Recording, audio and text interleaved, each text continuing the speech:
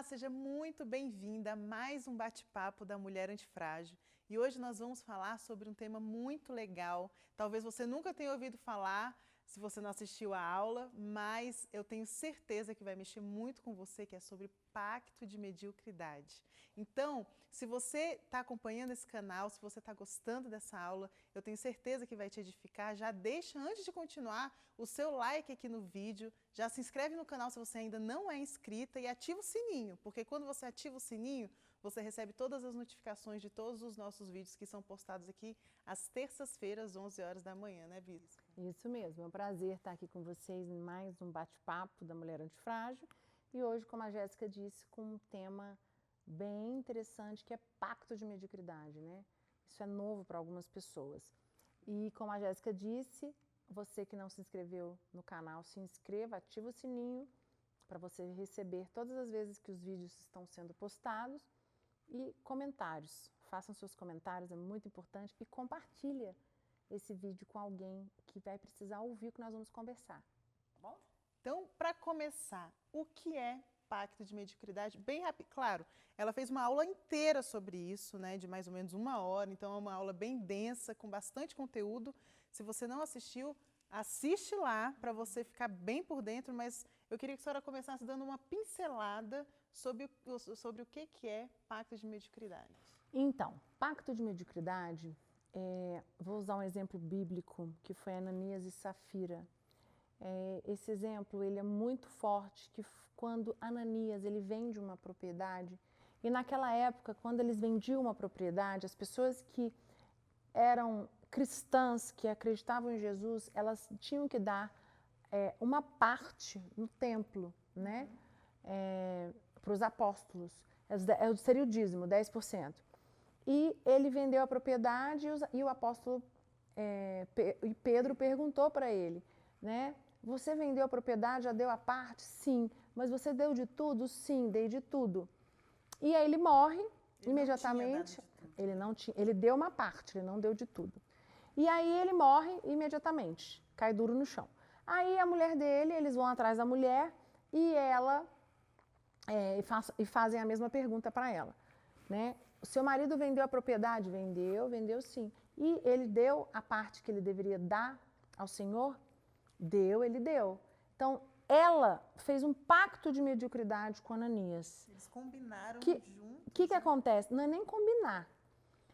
Ele omitiu e em vez dela chegar para Pedro e falar, não, ele não deu. Eu não concordei, ou não, ele não deu, eu apoiei, mas ele não deu. Falar a verdade. Quando você omite certas coisas, isso acontece muito nos relacionamentos, namoro, casamento, relacionamento de pai com filho, relacionamento de chefe, né, subordinados e chefes numa empresa.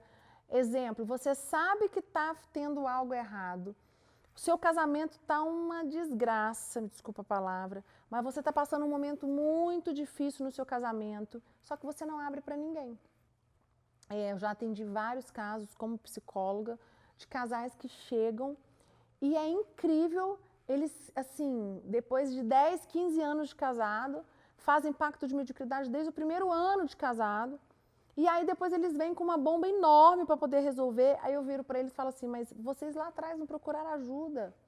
Tipo, você sabia que estava errado, por que você não procurou ajuda? A mulher não tem coragem de procurar ajuda, às vezes de denunciar, achando que está expondo, sofre sozinha. E o homem também, às vezes o homem muito orgulhoso fala, não vou falar o que está acontecendo na minha casa, não quero ajuda. E finge que está tudo bem, vai levando, vai empurrando debaixo do tapete. Isso é um pacto de mediocridade, porque lá na frente vai estourar, lá na frente vai ter o problema, e quando você quiser resolver, pode ser que seja tarde demais, que foi o que aconteceu com Ananias e Safira. Foi tarde demais. Por quê? Eles não precisavam dar aquela parte, os 10%. Dá quem quer. Não era obrigado. Não era obrigado, mas quando ele fez um compromisso, ele não precisava ter mentido. E ela omitiu também, porque a aliança com o marido dela era maior. Só que aqui é uma linha muito fina. Então, por exemplo, atendi um casal, 10 anos de casados, E a esposa me procurou e falou, não quero mais. Do nada. Do nada. Eu assustei. Conheci eles há 10 anos. Falei, mas tá, o que aconteceu? Não quero nada. Aí ela abriu nesse dia tudo o que acontecia de errado no casamento. Que ela não aguentava mais as atitudes dele. Isso, foi pontuando. Eu falei, mas minha filha, você nunca me contou. Isso no gabinete pastoral, não como terapeuta. E aí ela falou, a gente fez um combinado que a gente nunca ia expor o nosso casamento. Então, quando eu atendia eles como pastora, eu perguntava, tava tudo bem? E o casamento de vocês, tá tudo bem? Tá, tudo bem. Sabe quando começou a denunciar? Quando ele comprou um cachorro. Olha que coisa séria. Porque o cachorro trouxe um movimento no casal e começou a trazer ficou disfuncional. Porque alterou a dinâmica do casal. E aí o cachorro foi estupim para ela me procurar, só que o casamento já estava acabado, já não tinha mais jeito. E aí eu falei para ele, quando eu atendi os dois juntos, eu falei para ele, você fez pacto de mediocridade com ela, porque ela te pediu isso, mas você tinha que ter falado na minha frente, eu não vou omitir dos meus bispos, dos meus líderes, que eu sei que eles podem nos ajudar. O que ele preferiu? Não vou expor minha esposa. Só que aí... Consigo resolver sozinho. Exatamente, só que aí é um grande risco. Toma muito cuidado quando você acha que você consegue resolver as coisas sozinhos. Tem coisas que nós não conseguimos resolver sozinhos. Por isso que Deus manda um mentor, um pastor. Por isso é importante de você ter alguém te acompanhando, um terapeuta, e você verbalizar mesmo, pedir ajuda. Não, gente, uma coisa muito forte na minha vida é não ter medo de ser exposta. Sabe, eu não tenho medo de me expor, eu não tenho medo de dizer que eu não sou perfeita, eu não tenho medo de dizer que eu errei, eu não tenho medo de procurar ajuda e dizer que meu casamento está frágil, que meu casamento precisa de ajuda, que eu preciso de ajuda para educar os meus filhos, que eu estou passando um momento difícil. Isso é orgulho. E o orgulho a arrogância precede a queda. Então, é muito sério quando você finge que está tudo bem. Isso é pacto de mediocridade. E tem muitas pessoas passando por momentos muito difíceis porque fizeram pacto de mediocridade, porque poderia ter poupado isso lá atrás. Então, seria certo eu dizer que pacto de mediocridade é quando a minha aliança com o meu orgulho é maior do que com o meu crescimento? Poderia. Não só seu orgulho. Eu acho que às vezes também é vitimismo, a omissão. Omissão. Entendeu? Tipo, acho que depende muito da pessoa. Tem pessoas que não contam por orgulho, mas tem outras que não contam porque são omissas. Querem ser vítimas, preferem ser vítimas. Porque a pessoa que ela faz pacto de mediocridade, se o casamento acaba, se acaba a empresa, se acaba a família, acabou por causa do outro. Ela sai de vítima. Uau, que interessante. Entendeu? Muito. E isso é muito sério e muito importante nós entendermos, né, que isso pode destruir famílias, empresas, amizades, relacionamentos de marido e mulher, de namorado, porque tem como a gente se ajustar. E eu falei na aula que o pacto de mediocridade, quando você se expõe, você tem que se expor para a pessoa certa, tá, gente? Isso é muito importante. Pedir ajuda para a pessoa certa. Cuidado de você pedir ajuda para qualquer tipo de pessoa. Às vezes a gente pede ajuda para pessoas que a gente já sabe que vão dizer aquilo que a gente quer ouvir também, né? Exatamente. São pessoas que vão massagear nosso ego, que vão dizer coisas que concorda com a gente. E às vezes que nem alcançaram lugares onde são maiores do que a gente. Às vezes pessoas que estão até mais abaixo, né? Então, Jéssica, isso que você falou é muito importante porque as pessoas, às vezes, elas pedem ajuda para pessoas erradas lá embaixo. E tem que tomar muito cuidado, mas elas pedem ajuda para essas pessoas lá embaixo porque elas sabem que essas pessoas não vão conseguir ajudar. Então, até para quem você vai pedir ajuda, você tem que ver. Isso também é um pacto de mediocridade com você mesmo, né? Porque o pacto de mediocridade exatamente, você falou uma coisa muito certa, é com você mesmo. O pacto de mediocridade não é com o outro, é você mesmo, quem está sofrendo é você. Você que está se impedindo, né, de avançar, isso é muito... Perfeito, e E é muito sério porque assim, hoje o mundo o mundo é autoajuda, sabe? Tipo, tem as igrejas que por mais que homens são falhos, né? Mas ali está a presença de Deus, ali está o Espírito Santo, e ali Deus colocou aqueles homens ali. E uma coisa que eu quero falar para você para de ficar buscando igreja perfeita que não existe, tá? E você precisa sim de uma cobertura espiritual, de uma autoridade espiritual na tua vida. Ah, mas o meu pastor errou comigo. Deus vai cobrar dele, não vai. Então, esse sangue derramado, se ele fez algo com você, Deus vai cobrar dele essa atitude errada. Agora, se você não quer, você pode procurar na igreja católica, a religião que você frequenta, ou você pode buscar ajuda no mentor, que hoje em dia tem os coaches, tem terapeutas muito bons, tem, o que mais? São pessoas que conseguem olhar de fora da situação, né? Porque às vezes a gente está tão envolvido, às vezes até mesmo no problema no casamento, você está tão envolvido ali com o seu cônjuge naquela situação ruim, que se você não tem uma pessoa de fora que olha a situação com outro olhar e consegue abrir a sua mente, você não consegue sair daquela situação. Não consegue. E é muito importante, você falou uma coisa muito importante, às vezes nós estamos numa bolha, ali naquela bolha. Se não vem alguém de fora para furar, tipo, você não consegue. Você está ali naquele mundo, no seu mundinho, na tua bolha, aquilo fica ali. Aquilo aí só vai te levar para o fundo do poço.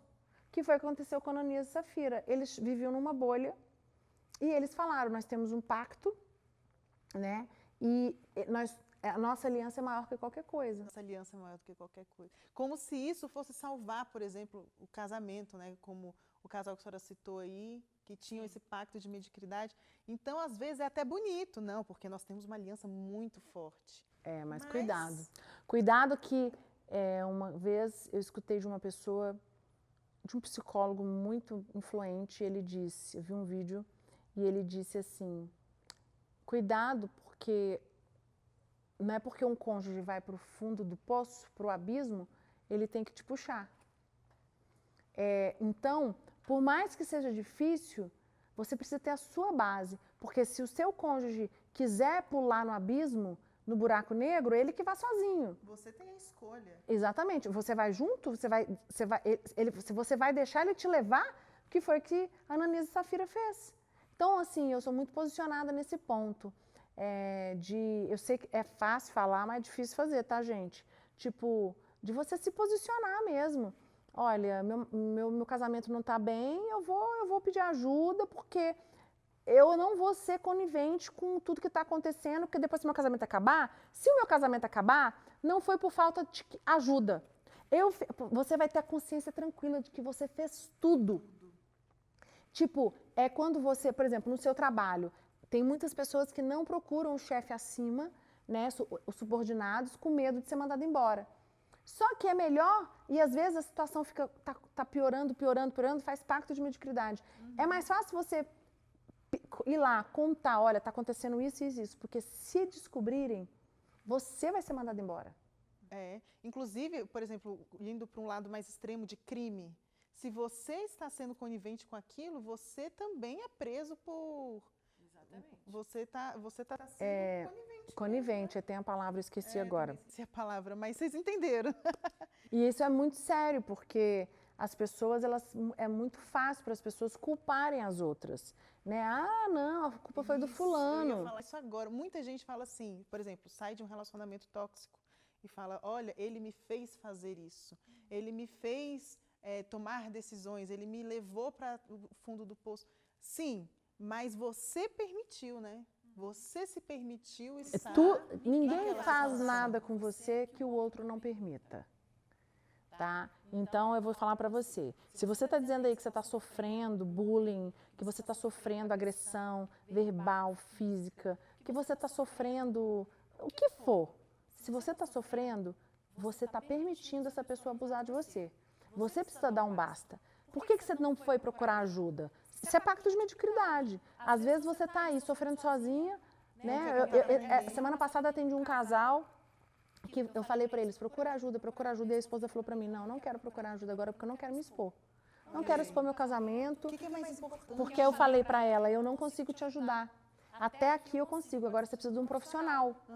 Eu sou muito ética com isso, porque como eu sou bispa e sou psicóloga, A senhora separa. eu separo muito para não dar conflito, né?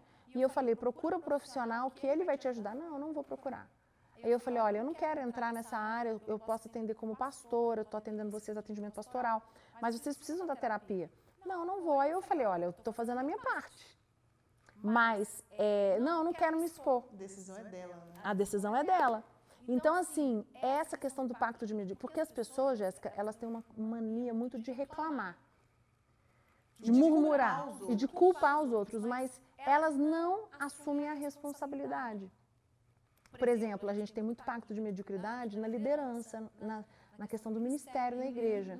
A nossa igreja é uma igreja com células e é muito normal, marido e mulher trabalham juntos, tem a equipe deles lá, as pessoas, os discípulos, e aí a equipe não cresce. A equipe fica estagnada.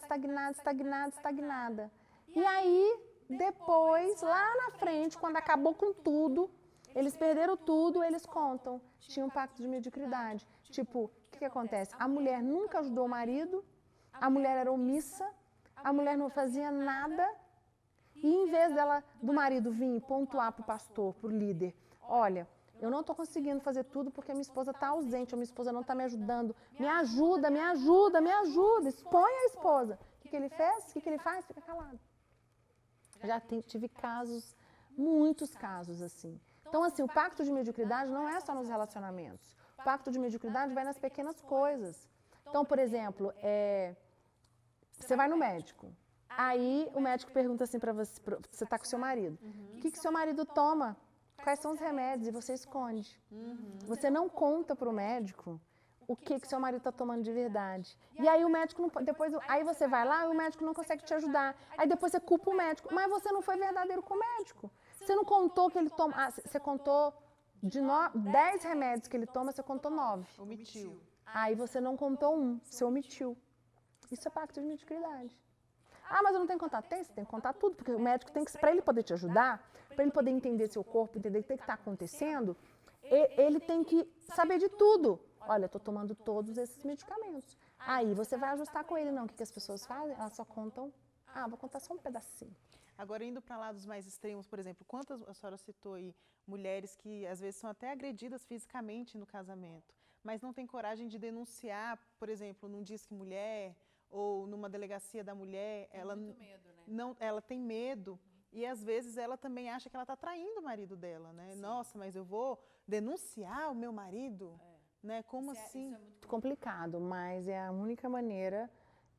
Ela tem que ter uma força interior para poder pedir ajuda, porque depois ela não pode reclamar, né? Que que ninguém ajudou. Ela foi irresponsável. Ela não pediu ajuda, ela vai apanhar de novo, né? Então, assim, tem um grande problema que muitas pessoas ficam presas na rejeição. Eu quero até fazer uma live, uma aula sobre rejeição, porque é uma coisa muito forte. Muitas pessoas são presas na rejeição. A rejeição, ela adoece, a rejeição, ela prende as pessoas, né? As pessoas não conseguem. Então, elas preferem um pacto de mediocridade, elas preferem sofrer caladas. Só que isso adoece. Né? Isso traz consequências como Ananias e Safira.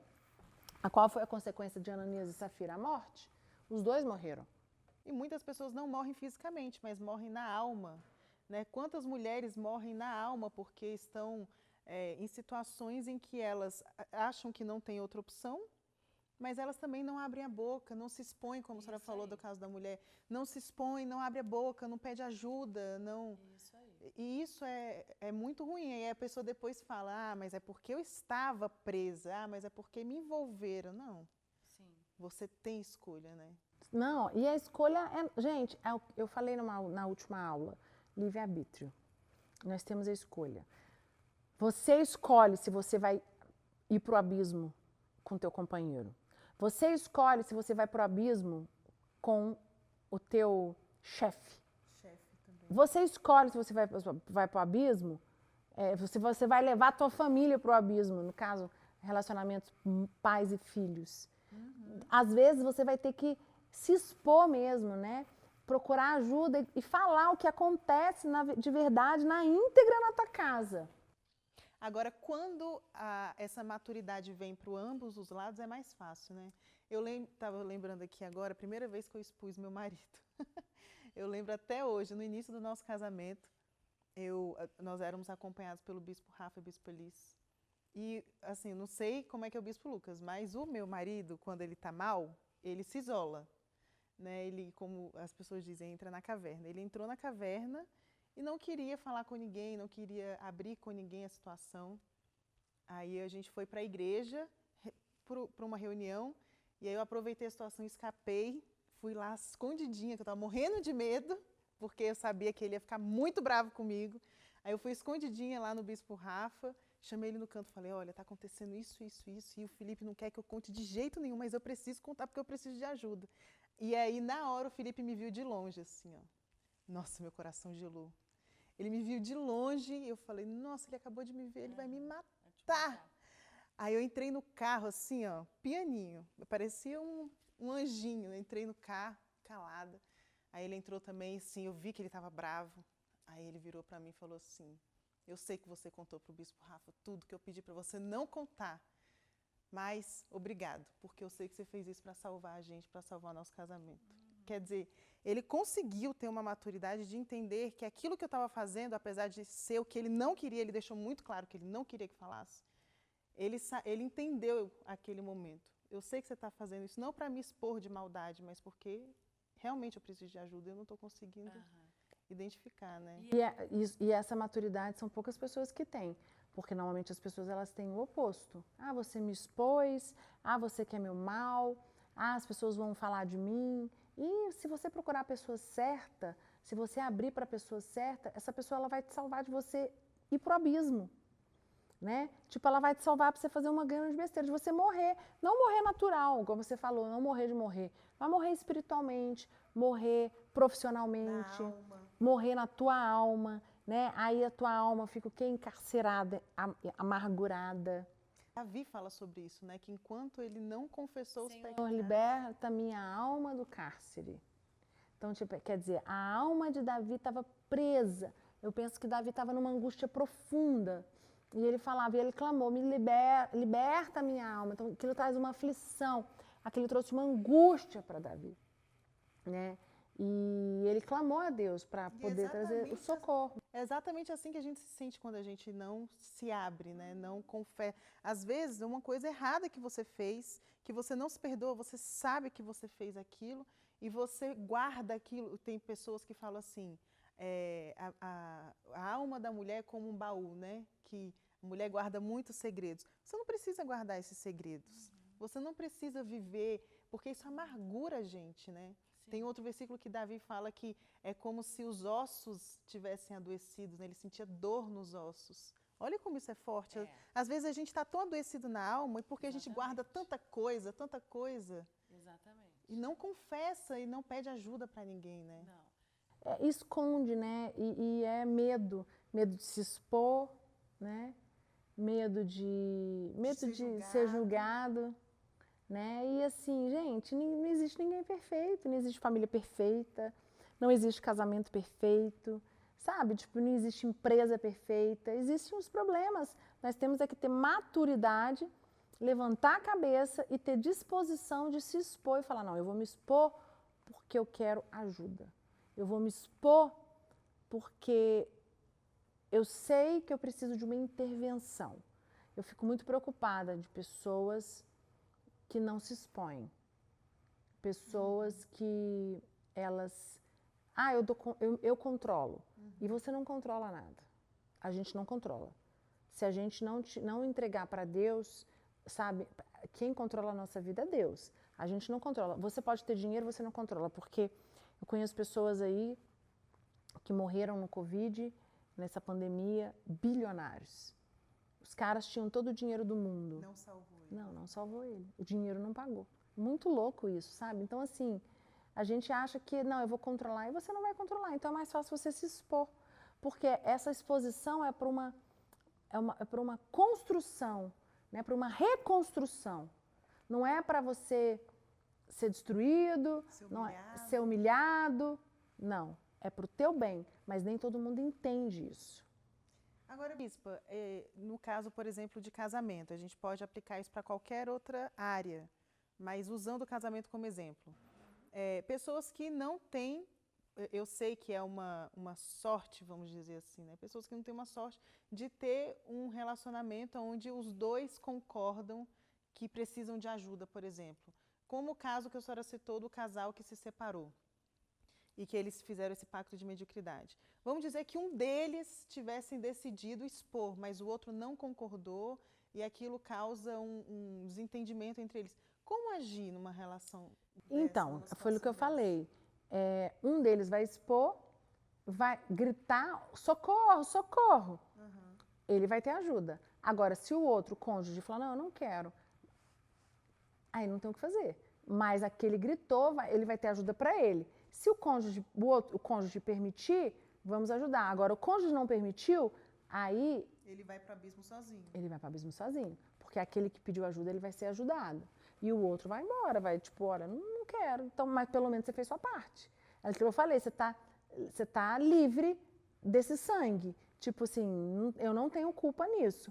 Eu tentei ajuda, eu busquei ajuda, eu abri, eu fiz de tudo. Você não quis. Entendeu? Então isso é muito forte, porque as pessoas elas falam assim, mas porque nem todo mundo quer ajuda. Infelizmente, tem pessoas que não querem. Aí entra boicote, aí entra lealdade familiar, é muito forte isso, lealdade familiar, boicote. Quantas pessoas elas acham que elas já venceram e quando elas vêm, elas estão se pegando, se boicotando, fazendo uma lealdade tendo lealdade familiar. É uma construção contínua, né? Se você não se vigia, se você não se treina e você nunca pode descansar. Eu acho que é igual uma pessoa que é alcoólatra, né? Ela nunca pode achar que ela não é mais Um alcoólatra nunca pode beber. Uma pessoa viciada em jogo, ela nunca mais pode jogar.